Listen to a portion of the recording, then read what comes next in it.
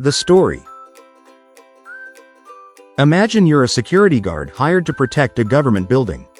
Your boss hands you a huge manual and says, "This building contains some of the most sensitive information in the country. You need to follow this manual step by step to keep everything safe."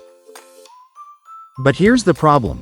The manual is long, the building has multiple floors, and you have no idea which areas are most critical to protect.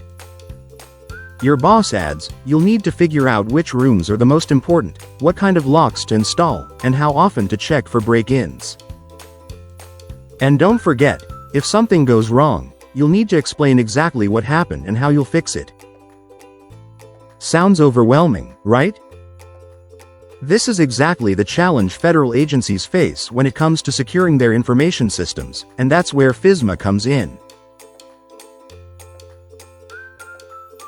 The manual in the story represents FISMA, the Federal Information Security Modernization Act. FISMA is a law that requires federal agencies and their contractors to secure their information systems and data. Just like the security guard in the story, agencies must identify what needs protection, which rooms or systems are the most critical, implement safeguards, what kinds of locks, security controls will keep the systems safe, monitor and respond. How often should they check for break-ins, cyber threats, and what's the plan if something goes wrong? Report on their efforts. Agencies must prove to oversight bodies that they're following the rules and improving their security measures. Key objectives of FISMA. FISMA has three main goals. Protect confidentiality. Ensure sensitive data is accessed only by authorized individuals. Ensure integrity. Prevent unauthorized changes to information or systems. Maintain availability. Ensure systems and data are accessible when needed.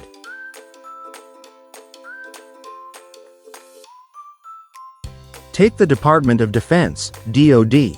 It runs a system storing classified information about military strategies. FISMA ensures that the system is categorized based on its importance and sensitivity, just like deciding which rooms in the building need the most security.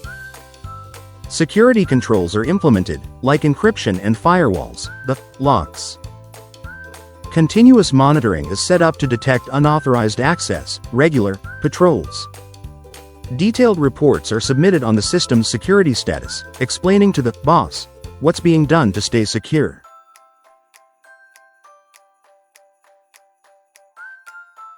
Now, imagine a private company creates software for processing federal employee payroll.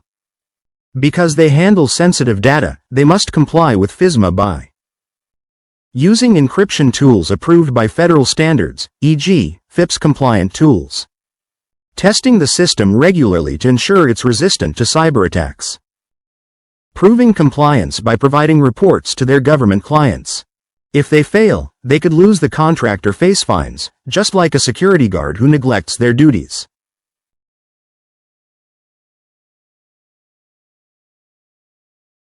Imagine a federal agency managing tax data experiences a cyber attack.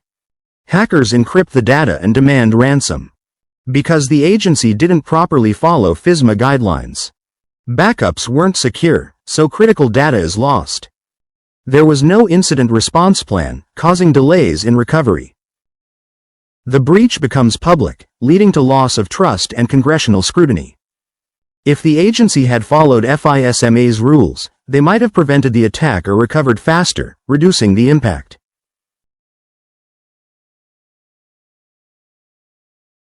Think of a federal system like a library with rare, valuable books. FISMA is the law saying the library must protect its books. NIST guidelines, like NIST 800-53, are the instructions on how to secure the library. The books are categorized based on their importance and sensitivity, just like data. Security measures, like cameras and locks, are implemented and monitored.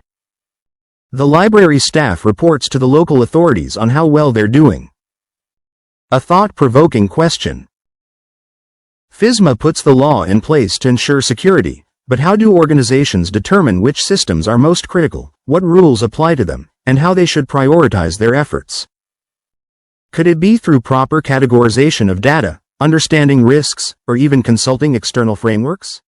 Let's think.